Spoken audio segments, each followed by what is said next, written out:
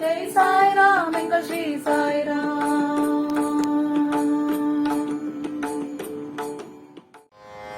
ஓம் சாய்ராம். சாய் அன்பர்களுக்கு என் பணிவான வணக்கங்கள்.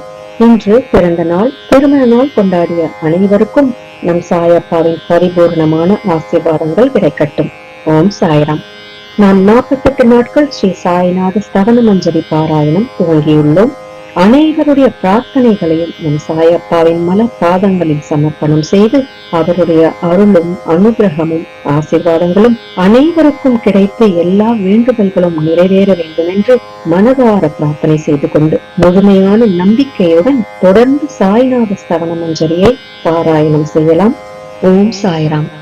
ஸ்ரீ சாய்நாத ஸ்தவன மஞ்சரி. ஸ்ரீ கணேசனை வணங்குகிறேன். எல்லாவற்றுக்கும் ஆதாரமானவனே, மயூரேஸ்வரா, எல்லாவற்றுக்கும் சாட்சியாக விளங்குபவனே, கௌரியின் மகனே, ஓ எண்ணங்களுக்கு எட்டாதவனே, பெருத்த வைரனே, ஸ்ரீ கணபதி, என்னை காப்பாற்று. நீ எல்லா கணங்களுக்கும் முதல்வனும் தலைவனும் ஆவாய். எனவே உன்னை கணேசன் என்பர். எல்லா சாஸ்திரங்களாலும் ஏற்றுக்கொள்ளப்பட்டவன் நீ. ஓ சாரதா, வாக்கின் தெய்வமே, நீ ஒளி வடிவமாக பிறக்கும் பதங்களின் தலைவி. உன்னுடைய இருப்பினால் தான் உலகத்தில் எல்லா நிகழ்ச்சிகளும் நடக்கின்றன. நீ எழுத்தாளர்களின் தேவதை. நீ எப்பொழுதும் தேசத்தின் அணிகலனாக விளங்குகிறாய். உனது எல்லையற்ற சக்தி எல்லாவற்றிலும் விளங்குகிறது. ஓ ஜெகதம்பா, உன்னை வணங்குகின்றேன். ஓ பூர்ண பிரம்மா, தெய்வீக தோற்றத்தின் மிக உயர்ந்த இறுதி நிலையில் உள்ளவனே, மகான்களுக்கு பிரியமானவனே, குணங்களோடு கூடிய உருவம் எடுத்தவனே, பண்டரிராயா, கருணை கடலே, எல்லையற்ற கருணை உடையவனே, பாண்டுரங்கா, ஓ நரகரி, நீ எல்லாவற்றின் சூத்திரதாரி, எல்லாவற்றையும் ஆட்டுவிக்கும் கயிற்றை தாங்கியவன். நீ ஜெகமெங்கும் வியாபித்துள்ளாய். எல்லா சாஸ்திரங்களும் உன்னுடைய உண்மையான உருவத்தை பற்றி ஆராய்ச்சி செய்கின்றன. வெறும் புத்தக அறிவு மட்டுமே பெற்றவர்களுக்கு நீ காணப்படுவதில்லை. ஓ சக்கரபாணி, அத்தகைய அறிவியல்கள் யாவரும் வெறும் வாத பிரதிவாதங்களிலேயே உழல்கிறார்கள். மகான்கள் மட்டுமே உன்னை அறிகிறார்கள். மற்றவர்கள் குழப்பத்தில் மூழ்கியவர்களாக மயங்கியவர்களாக உள்ளார்கள். உனக்கு பக்தியோடு கூடிய எனது நமஸ்காரத்தை சமர்ப்பிக்கின்றேன். ஓ 5 முகங்களை உடையவனே, சங்கரா, மனித மண்டையோடுகளாலான மாலை அணிந்தவனே, நீல நிறமுடைய கழுத்தனே, திகம்பரா, ஓங்கார ரூபா, பசுபதி, எவருடைய உதடுகளில் உனது நாமம் விளங்குகிறதோ அவர்களது துன்பங்கள் உடனடியாக விலகிவிடும். ஓ தூர்ஜடி, உன் நாமத்தின் மகிமை அத்தகையது. உனது பாதங்களை வணங்கி நான் இந்த துதியை எழுத முற்படுகிறேன். நீலகண்டா, இதற்கு உனது முழுமையான உதவியை எல்லா விதத்திலும் எனக்கு அளிப்பாய். இப்போது அத்ரி மகரிஷியின் குமாரரான தத்தரையும், லக்ஷ்மி தேவியின் குலதெய்வமான விஷ்ணுவையும், ஸ்ரீ துகாராம் முதலான எல்லா மகான்களையும், பின்னர் பக்தர்கள் அனைவரையும் வணங்குகின்றேன். சாய்நாதா, உமக்கு வெற்றி உண்டாகுக. பாவிகளை உயிர்ப்பவரே, அருள் நிறைந்தவரே, இப்பொழுது உமது பாதத்தில் எனது சிரத்தை வைக்கின்றேன். எனக்கு பயமற்ற நிலையில் உமது பாதுகாப்பை கொடும். நீ பூரணமான பிரம்மஸ்வரூபம், சுகங்களின் இருப்பிடம், மனிதர்களில் சிறந்தவனே. நீயே விஷ்ணு. எவருடைய பாதி உடலாக உமாதேவி இருக்கிறாளோ அந்த காமனை எரித்த சிவனும் நீயே. நீ மனித உருவெடுத்த பரமேஸ்வரன். நீ ஞான வானத்தின் கதிரவன். நீ கருணை கடல். நீ பிறப்பிறப்பாகிய பிணிக்கு மருந்து. நீ ஏழை எளியவர்களின் சிந்தாமணி. நீ உனது பக்தர்களை தூய்மைப்படுத்தும் கங்கா நதி. சம்சார கடலில் மூழ்குபவர்களுக்கு நீ ஓடம், அஞ்சுபவர்களுக்கு புகலிடம் நீ. இந்த பிரபஞ்சத்தின் மூல காரணமாக எந்த பரிசுத்தமான சைதன்யம் விளங்குகிறதோ ஓ கருணை கடலே, அது நீயே. இந்த பிரபஞ்சம் உனது ஒரு விளையாட்டு. நீர் பிறவியற்றவர், உமக்கு இறப்பும் இல்லை. நன்கு ஆழ்ந்து விசாரித்து பார்த்து இறுதியில் அடையப்பட்ட முடிவு இது. பிறப்பு இறப்பு இவை இரண்டும் அஞ்ஞானத்தினால் தோன்றியவை. ஓ மகாராஜா, நீர் அவை இரண்டினின்றும் கொஞ்சம் கூட பற்றற்றவராக உள்ளீர். நீர் ஓடையில் வெளிப்பட்டது என்றால் அது அங்கேயே தோன்றியதாக ஆகுமா? முன்பே நீர் நிரம்ப உள்ளது, உள்ளே இருந்து வெளியே வந்தது, அவ்வளவே. படுகையில் நீர் வந்தபோது அதற்கு ஓடை என்று பெயர் ஏற்பட்டது. நீரில்லாவிடில் அது வெறும் படுகையே. பெருகுவது வற்றி விடுவது பற்றி நீர் சற்றும் பொருட்படுத்துவதே இல்லை. நீர் படுகைக்கு கொஞ்சமேனும் முக்கியத்துவம் அளிப்பதில்லை. படுகை மட்டும் நீர் நிறைந்துள்ள போது பெருமை கொள்கிறது. நீர் வற்றும் போது மிகவும் வருந்தும் நிலையை அடைகிறது. மனித உடல் நீர் படுகை போன்றது. சுத்த சைதன்யமே பரிசுத்தமான நீர் ஊற்று. நீர்ப்படுவைகள் எண்ணற்றவை, இருப்பினும் நீர் மட்டும் வேறுபடுவதில்லை. பிறப்பற்றவரான அருட்கடலே, உமது வஜ்ராயுதம் என் அஞ்ஞானமாகிய மலையை அடிக்கட்டும் என்று வேண்டுகின்றேன். இத்தகைய எண்ணற்ற தோற்றங்கள் இதுவரை பூமியில் ஏற்பட்டுள்ளன, இப்பொழுதும் இருந்து வருகின்றன, காலகிரமத்தில் இனிமேலும் ஏற்பட போகின்றன.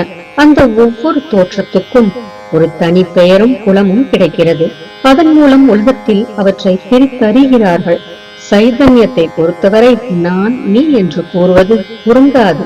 இருமை என்பதே எங்கு இருப்பதற்கு இடமில்லையோ அதே உண்மையில் சைதன்யம் எனப்படுவது. மேலும் உண்மையில் சைதன்யம் பிரபஞ்சம் முழுவதையும் வியாபித்து உள்ளது. பின் நான் நீ என்ற பாவனை எவ்வாறு பொருந்தும்? மேகத்திலிருந்து பிறக்கும் நீர் ஒரே தன்மையானது.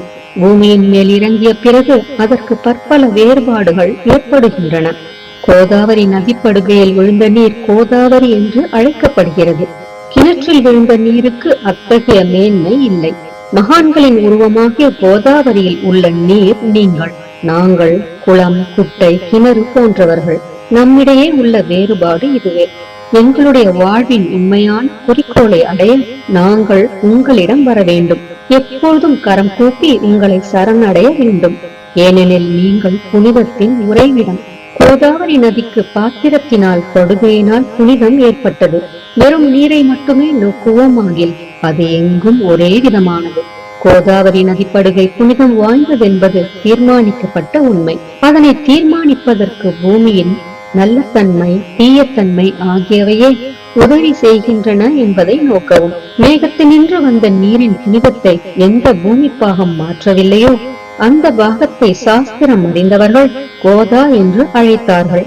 மற்ற இடங்களில் விழுந்த நீர் அந்தந்த மண்ணின் குணத்தை ஏற்றுக்கொண்டது.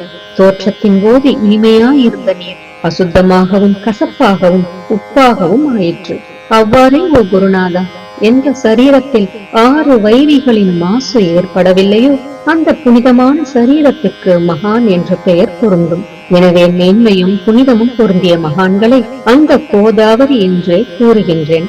எல்லா ஜீவர்களிலும் உங்களது தகுதி மிகச் சிறந்ததாக உள்ளது. பிரபஞ்சத்தின் ஆரம்ப காலத்திலிருந்தே கோதாவரி ஏற்பட்டு உள்ளது.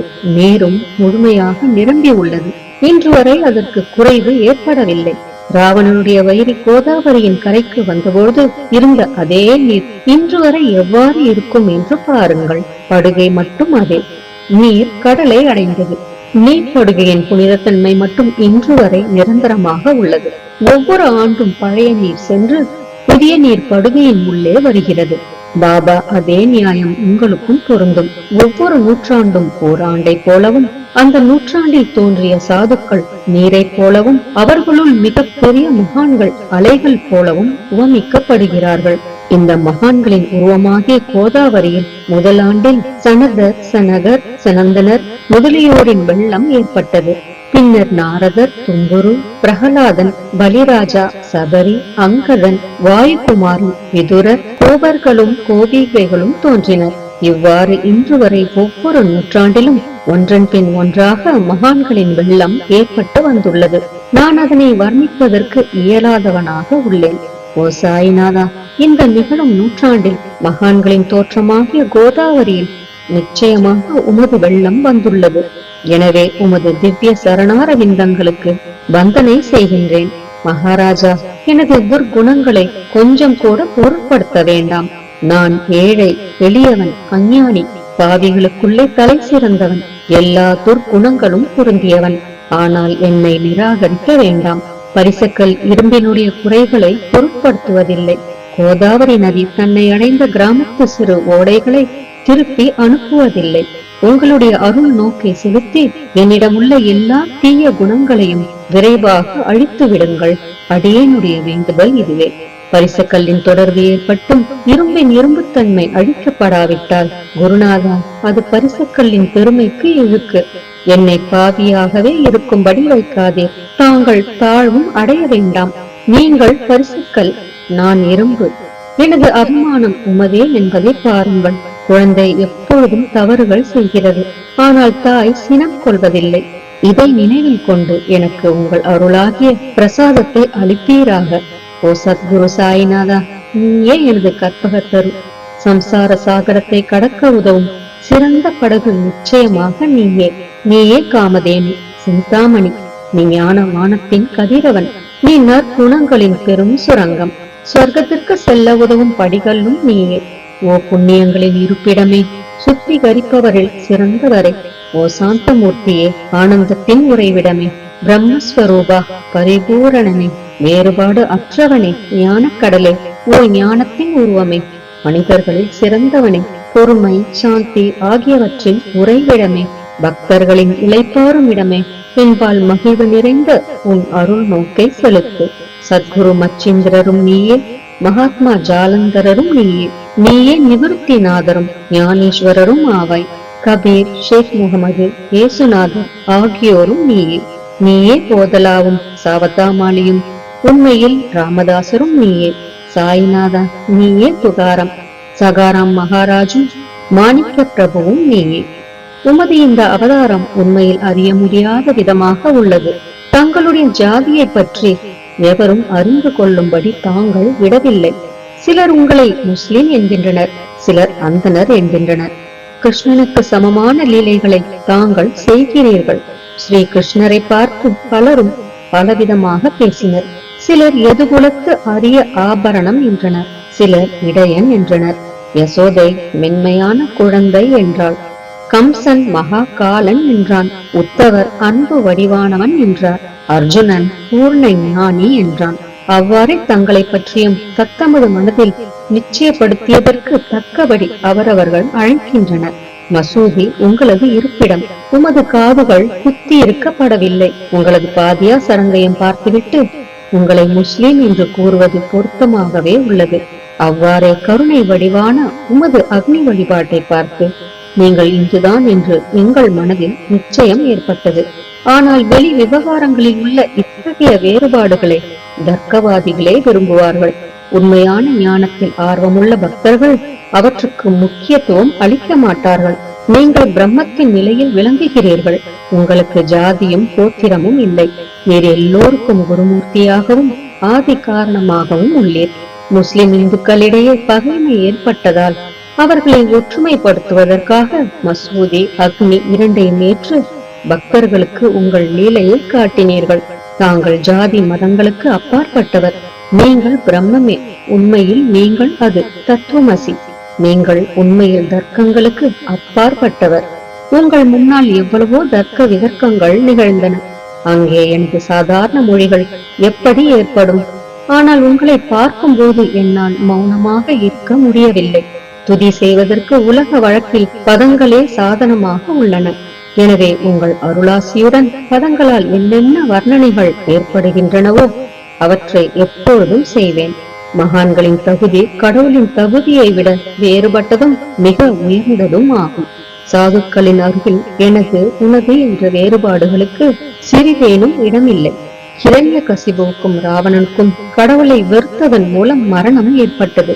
இத்தகைய சம்பவம் ஒன்று கூட மகான்களின் கரத்தால் நிகழவில்லை. அரசன் கோவிச்சந்தன் ஜாலந்தரரை சாண குவியலில் புதைத்தான். ஆனால் அந்த மகான் மனம் வருந்தவில்லை. மாறாக அந்த அரசனை சம்சார சுழலிலிருந்து விடுவித்து அமரனாக செய்துவிட்டார். இத்தகைய மகான்களின் மேன்மையை எவ்வாறு வர்ணிப்பேன்? மகான்கள் சூரியனை போன்றவர்கள். அவர்களின் கருணை ஒளிமயமானது. மகான்கள் சுகம் தரும் சந்திரனை போன்றவர்கள். அவர்களது அருள் சந்திரனுடைய ஒளி போன்றது. மகான்கள் இதமளிக்கும் கஸ்தூரி போன்றவர்கள். அவர்களின் அருள் அதன் நறுமணம் போன்றது. மகான்கள் ரசம் நிரம்பிய கரும்பு போன்றவர்கள். அவர்களது அருள் அதன் இன்சுவை போன்றது. மகான்கள் நல்லவரிடமும் தீயவரிடமும் ஒரே விதமாக நடந்து கொள்கிறார்கள். மாறாக பாவிகளிடமே எல்லையற்ற அன்பு உள்ளவர்களாக உள்ளார்கள். கோதாவரி நதியின் நீரில் அழுக்கடைந்த துணிகளே துவைப்பதற்காக வருகின்றன. சுத்தமானவை கோதாவரியினின்று வெகு தொலைவில் பெட்டியிலேயே தங்குகின்றன. பெட்டியில் வைக்கப்பட்டிருந்த அந்த துணியும் ஒருமுறை கோதாவரியின் படுகையில் நன்றாக துவைப்பதற்காக வந்தது.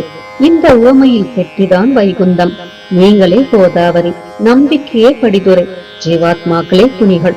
6 வித விகாரங்களே அவைகளை பற்றியுள்ள அழுக்கு. உங்களது பாதார விந்தங்களை தரிசிப்பதே கோதாவரி ஸ்நானமாகும். எல்லா அழுக்குகளையும் போக்கி சுத்தப்படுத்துவதில் நீர் மிகுந்த சாமர்த்தியசாலி. சம்சாரத்தில் உழலும் ஜனங்களாகிய நாங்கள் மேலும் அழுக்கு படிந்தவர்களாக உள்ளோம். எனவே மகான்களின் தரிசனம் பெறுவதற்கு உரிமை பெற்றவர்கள் நாங்கள். கோதாவரி நதியில் நீர் நிரம்பி உள்ளது. படித்துறையில் துவைப்பதற்கான அழுக்கு துணிகள் உள்ளன. அவை அப்படியே துவைக்கப்படாமல் கிடந்தால் அது உண்மையில் கோதாவரிக்கு இழுக்கு ஆகும். நீங்கள் அடர்ந்த நிழலும் குளிர்ச்சியும் தரும் சிறந்த மரம். நாங்கள் உண்மையில் பாதசாரிகள். கதிரவன் தாபத்திரங்களாகிய வெயிலால் எங்களை சுட்டு எரிக்கின்றான். அவனுடைய தாபத்திலிருந்து கருணை கூர்ந்து, ஓ குருராயா, எங்களை காப்பாற்றும். உங்கள் நல்லருளின் குளிர் நிழல் இவ்வுலகிற்கு அப்பாற்பட்ட தன்மை அது. மரத்தின் அடியில் அமர்ந்ததும் ஒருவன் மேலே இருந்து வெயிலை உணர்வானாகின் அந்த மரத்தை எவர் நிழல் தரும் மரம் என்று கூறுவர். உமது அருளின்றி உலகில் நன்மை என்பது ஏற்படுவது இல்லை.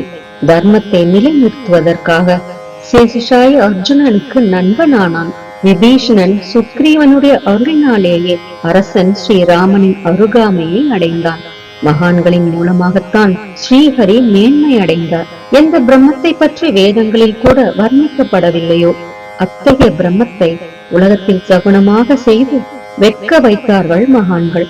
தாமாஜி என்ற பக்தர் வைகுந்தபதியும் ருக்மணி வரணுமாக இறைவனை ஒரு மகா தாழ்ந்த குலத்தவராக உருவெடுக்கும்படி செய்தார். சோகமேளா என்ற பக்தர் ஜெகதாத்மா ஆன இறைவனை தமது எருமைகளின் சவத்தை எடுக்கும்படி செய்தார். மகான்களின் பெருமையை உணர்ந்த ஜெகஜீவனாகிய இறைவன் அவர்களுக்காக தண்ணீரும் சுமந்தான். உண்மையில் மகான்கள் சச்சிதானந்த பிரபுவாகிய இறைவனின் எஜமானர்கள் ஆவார்கள். இப்போது அதிகம் சொல்வதற்கு எனக்கு வரவில்லை. நீயே எங்களுடைய தாயும் தந்தையும். ஓ சத்குரு சாய்நாதா, ஷீரடி கிராமத்தில் வசிப்பவரே, பாபா, உமது லீலைகளின் உண்மையான பொருளை எவரும் அறியவில்லை. அவ்வாறிருக்க எனது வெற்று வார்த்தைகள் எவ்வாறு அவற்றை விளக்க முடியும் சொல்லுங்கள். ஜீவன்களுக்கு ஓய்வளிக்கும் பொருட்டு தாங்கள் ஷீரடியில் வந்தீர்கள். அகல்களில் நீரூற்றி விளக்கேற்றி நீங்கள் எரிய வைத்தீர்கள். 7 சான் நீளமுள்ள குறுகிய மரப்பலகையை நீங்கள் படுத்துக் கொள்ளும் கட்டிலாக்கி உங்கள் யோக சாமர்த்தியத்தின் சக்தியை பக்தர்களுக்கு காட்டினீர்கள். அநேக பெண்மணிகளின் மலட்டு தன்மையை நீக்கி அருளினீர்கள். எத்தனையோ வியாதிகளை உதியின் மூலம் குணப்படுத்தினீர்கள். இவ்வுலக சம்பந்தமான துன்பங்களை நீக்குவது உமக்கு ஒரு பொருட்டே அன்று. யானை ஒன்று இரும்பை ஒரு சுமையாக எவ்வாறு கருதும்? இப்போது குருராயா, இந்த எளியவன் பால் கருணை காட்டுவீராக. நான் உமது பாதங்களை அண்டியுள்ளேன். என்னை திருப்பி அனுப்பிவிடாதீர்கள். நீர் அரசருக்கெல்லாம் அரசர், குபேரனுக்கும் குபேரர், வைத்தியருக்கெல்லாம் வைத்தியர். உங்களை விட சிறந்தவர் எவரும் இலர். மற்ற தெய்வங்களை பூஜிப்பதற்கு அதற்கு தகுந்த சிறப்பு உபகரணங்கள் உள்ளன. ஆனால் உம்மை பூஜிப்பதற்கு உலகில் பொருட்களே இல்லை. சூரியனுடைய இல்லத்தில் தீபாவளி பண்டிகை வந்ததென்றால் எப்பேற்பட்ட பொருட்களை கொண்டு அதை கொண்டாடுவோம். சமுத்திரத்தின் தாகத்தை தீர்க்க இந்த புவியிடத்தில் நீர் இல்லை. நெருப்பை உஷ்ணப்படுத்த எங்கிருந்து அக்னி கொண்டு வருவது? ஓ ஸ்ரீ சமர்த்தா குருராயா, பூஜைக்குரிய பொருட்கள் யாவும் உண்மையில் உமது ஆத்மாவின் அம்சமாய் உள்ளன. மேற்கூறப்பட்டவையெல்லாம் தத்தருஷ்டியால் கூறப்பட்ட பேச்சுக்களே அன்றி என் மனதில் அனுபவத்தால் ஏற்பட்டவை அன்று. அனுபவம் இன்றி கூறப்படும் பதஜாலங்கள் வீணே ஆகும். போகட்டும். உலக வழக்கத்தின்படி உமக்கு நான் பூஜை செய்யலாம் என்றால் அதனை செய்வதற்கு தேவையான திறமை எனக்கு இல்லை எனது குருநாதா. பலவித கற்பனைகள் செய்து உமக்கு பூஜை செய்கிறேன். அருள் மிகுந்தவரே, அடியனுடைய அத்தகைய பூஜையை ஏற்றுக்கொள்வீராக. இப்போது அன்பு கண்ணீரால் உமது பாதங்களை கழுவுகின்றேன். உண்மையான பக்தியாகிய சந்தனத்தை அரைத்து உமக்கு பூசுகின்றேன். எனது அழகிய பதங்களாகிய இந்த கவனியை உமக்கு அணிவிக்கின்றேன். பிரேமை என்ற மலராகிய மாலையை உமது கழுத்தில் அணிவிக்கின்றேன். எனது துர்க்குணங்களாகிய தூபத்தை உமக்கு முன்பு எரிய விடுகின்றேன். அது மிக தீய பொருளாயினும் அது நின்று தீய வாசனை எழுவதில்லை. சத்குருவுக்கு முன்பு அன்றி வேறு எங்கெங்கு தூபம் எரியவிடப்படுகிறதோ அங்கெல்லாம் தூப பொருளுக்கு ஏற்படும் நிலை வருமாறு தூப திரவியத்திற்கு அக்னியின் ஸ்பரிசம் ஏற்பட்ட மாத்திரத்தில் அதனது நறுமணம் என்ற நல்ல குணம் அதனை விட்டுவிட்டு சென்று விடுகிறது. உமது எதிரே இதற்கு மாறாக நிகழ்கிறது. தீய தன்மைகள் அக்னியில் எரிந்து விடுகின்றன. உலகம் பார்த்து மகிழும்படி சத்குணம் எவ்வித குறைவுமின்றி தங்கிவிடுகிறது. மனிதனுடைய தீய குணங்கள் யாவும் எரிந்த பின் மனம் மாசற்றதாகிறது. கங்கையிலுள்ள மாசுகள் நீங்கியவுடன் அவள் இயல்பாகவே புனிதமடைகின்றாள். மாயை மோகம் என்ற தீபத்தை உமக்கு சுற்றுகின்றேன். அதன் மூலம் எனக்கு வைராக்கியம் என்ற ஒளி கிடைக்கும். உனக்கு அமர்வதற்கு சுத்தமான நம்பிக்கை என்ற சிம்மாசனத்தை அளிக்கின்றேன். அதனை ஏற்று பக்தி என்ற நைவேத்தியத்தையும் எடுத்துக் கொள்வாயாக. பக்தி நைவேத்தியத்தை நீ உண்டுவிட்டு அதனது ரசத்தை எனக்கு கொடு. ஏனெனில் நான் உமது பச்சிலம் குழந்தை. உனது பாலில் எனக்கு உரிமை உண்டு. எனது மனதை உமக்கு தட்சணையாக அர்ப்பணிக்கின்றேன். அதனால் கர்த்தத்துவம் என்பது எந்த விதத்திலும் என்னிடம் இருக்காது. இப்போது பிரார்த்தனையோடு உனக்கு சாஷ்டாங்க நமஸ்காரம் செய்கின்றேன். ஓ புண்ணிய ஸ்லோகா சாய்நாதா, அதனை தாங்கள் ஏற்றுக்கொள்வீராக. பிரார்த்தனாஷ்டகம். சாந்தமான மனமுடையவரே, சிறந்த அறிவுடையவரே, சாய்நாதா, அருள் நிறைந்தவரே, கருணை கடலே, சத்திய ஸ்வரூபமானவரே, மாயையாகிய இருளை அழிப்பவரே, ஜாதி மதங்களுக்கு அப்பாற்பட்டவரே, சாதனையின் முடிவை அடைந்தவரே, எண்ணங்களுக்கு அப்பாற்பட்டவரே, கருணைக்கு உறைவிடமே, ஷீரடி கிராமத்தில் உறைபவரே, ஓ சாயிநாதா, என்னை காப்பாற்றும், என்னை காப்பாற்றும். ஞானமாகிய கதிரவனே, ஞானத்தை அளிப்பவரே, எல்லாவித நன்மைகளையும் செய்பவரே, பக்தர்களின் இதயத்தில் உழவும் அன்னமே, உமது பாதங்களை அடைந்தவரை காப்பவரே, சிருஷ்டி செய்யும் பிரம்மா நீ, காக்கும் தெய்வமான லட்சுமியின் கரணம் விஷ்ணுவும் நீயே, உண்மையில் உலகங்களையும் லயமடைய செய்யும் ருத்ரனும் நீயே. நீர் இல்லாத இடம் இவ்வுலகத்தில் எங்கும் இல்லை. சாய்நாதா, நீர் எல்லாம் அறிபவர், எல்லோரின் இதயத்திலும் உறைபவர். எனது எல்லா குற்றங்களையும் மன்னிக்க வேண்டுமென்று வேண்டுகின்றேன். பக்தியின்மை, சந்தேகங்கள் போன்ற அலைகளை விரைவில் நீக்குவீராக. நீர் பசு, நான் பச்சிலங்கன்று. நீர் சந்திரன், நான் சந்திரகாந்தக்கல். உங்கள் பாதங்கள் கங்கா நதியின் ஸ்வரூபமானவை. அவற்றை நான் பக்தியோடு வணங்குகின்றேன். இப்பொழுது உமது அடைக்கலம் அளிக்கும் அருள்மயமான கரங்களை எனது சிரத்தின் மேல் வைப்பீராக. எனது வருத்தங்களையும் கவலைகளையும் நீக்குவீராக. இந்த கணு தங்கள் பணியாளன். இந்த பிரார்த்தனாஷ்டகத்தை கூறி நான் சாஷ்டாங்க நமஸ்காரம் செய்கின்றேன். எனது பாவங்களையும் துன்பங்களையும் ஏழ்மையையும் உடனடியாக நீக்குவீராக. நீர் பசு, நான் கன்று. நீர் தாய், நான் குழந்தை. என் விஷயத்தில் மனதில் கடினம் கொள்ள வேண்டாம். நீர் மலையகிரியில் உள்ள சந்தன மரம், நான் முள்ளடர்ந்த புதர். நீர் புனிதமான கோதாவரி நீர், நான் பெரும் பாவி. ஓ குருராயா, உமது தரிசனம் ஏற்பட்ட பிறகும் என்னிடத்தில் உள்ள துர்க்குணம் என்ற மாசு அவ்வாறே தங்கி இருக்குமாகில் உம்மை சந்தனம் என்று எவர் கூறுவர்? கஸ்தூரியின் அண்மையை அடைந்த மண்ணும் உயர்வாக மதிக்கப்படுகிறது. மலர்களின் அண்மையால் நாரும் தலையில் உயர்ந்த இடத்தை பெறுகிறது. மகான்களின் தன்மையும் இத்தகையது. அவர்கள் எந்தெந்த பொருட்களை ஏற்றுக்கொள்கிறார்களோ அவற்றை உயர்ந்த நிலைகளில் அடைவிக்கிறார்கள். சிவபெருமான் விபூதி, கோவணம், நந்தி ஆகியவற்றை ஏற்றுக்கொண்டதால் எல்லா திக்குகளிலும் அந்த பொருட்களுக்கு மிகவும் மதிப்பு ஏற்பட்டுள்ளது. இடையர்களை மகிழ்விக்கும் பொருட்டு பிருந்தாவனத்திலும் யமுனை நதிக்கரையிலும் ஜகத்துக்கெல்லாம் இறைவனானவன் தைக்காலா என்ற விளையாட்டை விளையாடினான். ஞானிகள் அவ்விளையாட்டையும் உயர்வாக மதிக்கிறார்கள். அவ்வாறே நான் துராசாரி ஆயினும் உம்மை அடைந்துள்ளேன். ஓ குருராயா, எனவே இதை பற்றி உம் உள்ளத்தில் எண்ணி பாரும். ஓ குருராயா, ஈகத்திலும் பரத்திலும் எந்தெந்த பொருட்களை சுகமென்று என் மனம் சந்தேகமர கருதுகின்றதோ அவற்றையெல்லாம் நிறைவேற்ற வேண்டும். உமது கருணையினால் இவ்வாறு செய்துவிடும். எனது மனதை அடக்கிவிடும். சமுதிரத்தை இனிமையாக செய்துவிட்டால் பிறகு உப்புத்தன்மையை பற்றிய பயம் இல்லை. சமுதிரத்தை இனியதாக்கும் சக்தி உண்மையில் உமக்கு உண்டு. எனவே தாஸ்கனுவின் இந்த வேண்டுதலை நிறைவேற்றுவீர். என்னிடம் என்னென்ன குறைகள் உள்ளனவோ அவை அனைத்தும் உமதே. சித்தருக்கெல்லாம் அரசனான உமக்கு குறை என்பது பொருந்தாது. இப்போது அதிகமாக சொல்வது எதற்காக? நீரே எனக்கு ஆதாரம். தாயினுடைய இடுப்பில் உள்ள குழந்தை இயல்பாகவே பயமுற்று இருக்கிறது. ஓ மகாராஜா, இந்த துதியை எவரவர்கள் அன்புடன் படிக்கிறார்களோ கேட்கிறார்களோ அவரவர்களுடைய விருப்பங்களை நிறைவேற்றுவீர். இந்த துதியை படிப்பவர்களின் கேட்பவர்களின் 3 வித தாபங்களும் ஓர் ஆண்டுக்குள் விலகிவிடும் என்பதே இந்த துதியின் மேல் உமது நிரந்தரமான அருளாசியாக இருக்கட்டும்.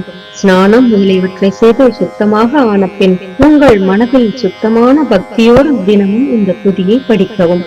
இவ்வாறு செய்ய முடியாவிட்டால் ஒவ்வொரு வியாழக்கிழமை அன்றும் மனதில் சத்குரு மூர்த்தியை இருத்தி படிக்கவும்.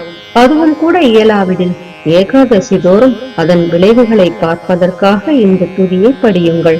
துதியை படிப்பவர்களுக்கு இறுதி கணத்தில் உயர்ந்த நிலையில் குருமூர்த்தி அளிப்பார்.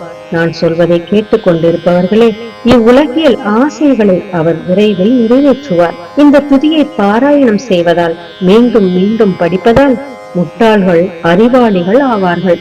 எவருக்காயினும் வாழ்நாள் குறைவாக இருப்பின் அவர்கள் இதை படிப்பதால் 100 ஆண்டு ஆயுள் உள்ளவர்கள் ஆவார்கள்.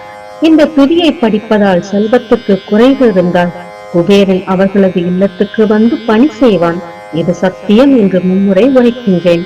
சந்ததியற்றவர்களுக்கு இந்த துதியை படிப்பதால் குழந்தை செல்வம் கிட்டும். இதனை படிப்பவர்களின் ரோகங்கள் முற்றிலும் நீங்கிவிடும். தினந்தோறும் இந்த துதியை பாராயணம் செய்வதால் பயமும் கவலைகளும் நீங்கிவிடும். மதிப்பும் மரியாதையும் உயரும். அழிவற்ற பிரம்மத்தை உணர்வார்கள். ஓ அறிவாளிகளே, உங்களது மனதில் இந்த துதியை பற்றி நம்பிக்கை கொள்ளுங்கள். தர்க்கங்கள், தவறான எண்ணங்கள் ஆகியவற்றுக்கு கொஞ்சம் கூட இடம் கொடுக்க வேண்டாம். ஷீரடி சேஸ்திரத்துக்கு யாத்திரை செல்லுங்கள். பாபாவின் திருவடிகளை மனதில் இருக்குங்கள். அவர் அனாதைகளின் உறவினர். பக்தர்களின் விருப்பங்களை பூர்த்தி செய்யும் கற்பகத்தரு. அவருடைய பேராணையினாலேயே இந்த துதியை எழுதினேன். இல்லாவிடல் பாமரனாகிய என்னால் இத்தகைய படைப்பு எவ்வாறு ஏற்பட முடியும்? சக ஆண்டு 1840 பாத்திரபதம் மாதம் சுத்தபட்சத்தில் கணேச சதுர்த்தி திதியன்று திங்கட்கிழமை 2வது பிரகரத்தில் புனிதமான நர்மதா நதி தீரத்தில் உள்ள மகேஸ்வரர் என்ற சேஸ்திரத்தில் ஸ்ரீ அகல்யா தேவி சன்னதியில் ஸ்ரீ சாயிநாத ஸ்தவன மஞ்சரி நிறைவடைந்தது. மகேஸ்வரம் என்ற புகழ்பெற்ற சேஸ்திரத்தில் இந்த துதி நிறைவடைந்தது. ஸ்ரீ சாயிநாதரின் மனதில் புகுந்து ஒவ்வொரு பதத்தையும் என்னை கூற வைத்தார். தாமோதரன் என்ற சீடன் இந்த துதியை எழுதினான். தாஸ்கனுவாகிய நான் எல்லா மகான்களுக்கும் பணியாள். ஸ்ரீ சாயிநாத ஸ்தவன மஞ்சரி சம்சார சாகரத்தை கடக்க உதவட்டும். ஓ பாண்டுரங்கா, இதுவே தாஸ்கனுவின் பக்தி மிகுந்த பிரார்த்தனை. மங்களம் மங்களம் சுபமங்கலம். ஜெய் ஜெய் சாயம். நம் சாயப்பாவின் பரிபூரணமான ஆசீர்வாதங்கள் அனைவருக்கும் கிடைக்க வேண்டும் என்று நான் மனதார பிரார்த்தனை செய்கிறேன். அனைவரும் எல்லா நலன்களையும் பெற்று மிகவும் சிறப்பான, மகிழ்ச்சியான, நிம்மதியான, ஆரோக்கியமான வாழ்க்கை வாழ நம் சாயப்பா நம் அனைவரையும் ஆசீர்வதிக்கட்டும். ஜெய் ஜெய் சாய்ராம். जय श्री साई राम, जय साई राम एंगल श्री साई राम, जय साई राम, जय श्री साई राम, जय साई राम एंगल श्री साई राम.